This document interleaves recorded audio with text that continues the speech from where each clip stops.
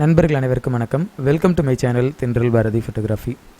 இந்த வீடியோவில் உங்களுக்கு சூப்பரான ஒரு 3 PSD கொடுக்க போகிறேன். இந்த 3 PSD வச்சு நீங்கள் என்ன பண்ணலாம் அப்படின்னா, இது மாதிரியான ஒரு லோகோவை உங்களோட டெக்ஸ்ட்டுக்கு நீங்கள் க்ரியேட் பண்ண முடியும். நீங்கள் ஏதாவது ஒரு டெக்ஸ்ட் பேஸ்டு ஒரு லோகோ 3D லோகோ க்ரியேட் பண்ணணும் அப்படின்னு நினச்சிங்கன்னா இந்த PSD ஃபைல் உங்களுக்கு ரொம்பவே யூஸ்ஃபுல்லாக இருக்கும். இது எப்படி யூஸ் பண்ணணும் அப்படின்றத உங்களுக்கு வீடியோக்குள்ளே எக்ஸ்பிளைன் பண்ண போகிறேன். வாங்க வீடியோக்குள்ளே போகலாம்.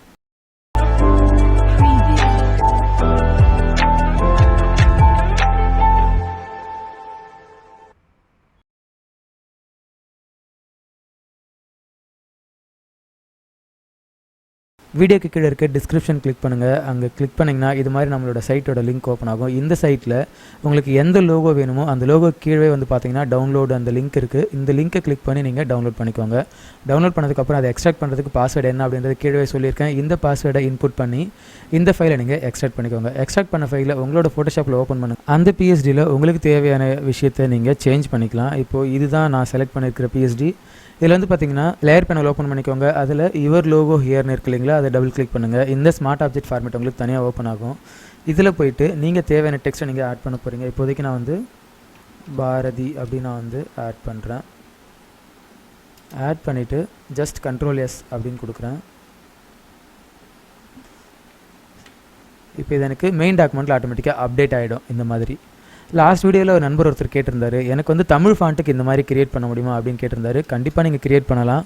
இப்போது செலக்ட் பண்ணிக்கோங்க. செலக்ட் பண்ணிவிட்டு உங்களோட டெக்ஸ்ட் எடிட்டர் ஓப்பன் பண்ணுங்கள். அதில் போய்ட்டு நீங்கள் என்ன தமிழ் ஃபாண்ட் யூஸ் பண்ணீங்களோ அந்த தமிழ் ஃபாண்ட்டை செலக்ட் பண்ணிக்கோங்க. நான் யூஸ் பண்ணுறது வந்து பார்த்தீங்கன்னா NC ஃபாண்ட்டு. இப்போ NC ஃபாண்ட்டை நான் செலக்ட் பண்ணிக்கிறேன். செலக்ட் பண்ணிவிட்டு இதில் நான் வந்து எனக்கு தேவையான அந்த டெக்ஸ்ட்டை நான் வந்து டைப் பண்ணுறேன்.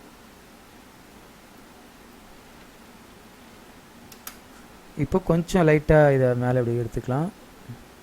வேணால் சைஸை கொஞ்சம் பெருசு பண்ணிக்கலாம்.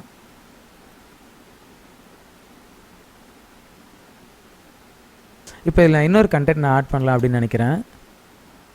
என்னோட ரெக்டாங்கிள் மார்க்கெட் டூல் எடுத்துக்கிறேன்.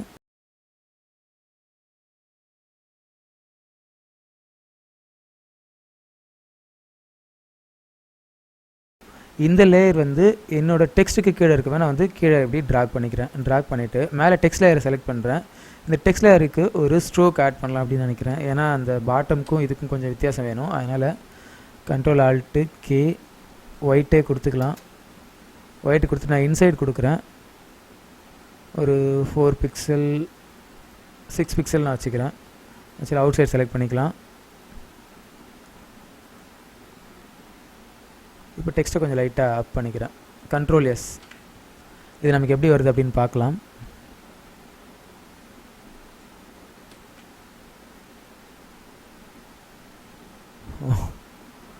நல்லா இருக்குங்களா இந்த 3D எஃபெக்ட்டு?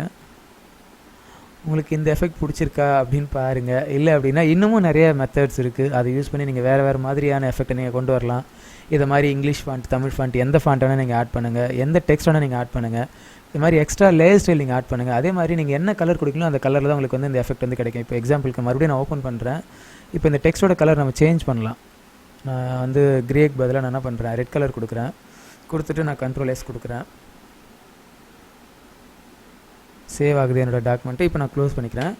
க்ளோஸ் பண்ணதுக்கப்புறம் பார்த்தீங்கன்னா இந்த 3D எஃபெக்ட் வந்து பார்த்தீங்கன்னா நான் கொடுத்த அந்த டெக்ஸ்ட் கலர்லேயே உங்களுக்கு வந்து ஃபார்ம் ஆகிருக்கும். இதே மாதிரி தான் நீங்கள் மற்ற 2 PSD நீங்கள் யூஸ் பண்ண போகிறீங்க. ரொம்பவே யூஸ்ஃபுல்லாக இருக்கும். இந்த PSD எல்லாம் ரொம்பவே அழகாகவும் இருக்கும். இந்த PSDலாம் நீங்கள் டவுன்லோட் பண்ணி யூஸ் பண்ணி பார்த்துட்டு எப்படி இருந்துச்சு அப்படின்றத வீடியோ கீழே இருக்க கமெண்ட் செக்ஷனில் பதிவு பண்ணுங்கள்.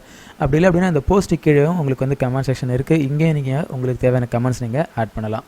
ஏன்னா நண்பர்களே, கண்டிப்பாக உங்களுக்கு இந்த விஷயம் பிடிச்சிருக்கும் அப்படின்னு நினைக்கிறேன். பிடிச்சிருந்தா இந்த வீடியோக்கு ஒரு லைக் பண்ணுங்கள். உங்களோட ஃப்ரெண்ட்ஸுக்கு நீங்கள் ஷேர் பண்ணுங்கள். மறக்காமல் தென்றல் பாரதி ஃபோட்டோகிராஃபி யூடியூப் சேனலுக்கு சப்ஸ்கிரைப் பண்ணிவிட்டு கூடவே இந்த பெல் ஐக்கானை கிளிக் பண்ணி வைங்க. அப்போ தான் நாங்கள் போடுற வீடியோக்கான நோட்டிஃபிகேஷன் உங்களுக்கு உடனுக்குடனே கிடைக்கும். அடுத்த வீடியோவில் உங்களை வேறு ஒரு கண்டென்ட்டோடு சந்திக்கிறேன். நன்றி.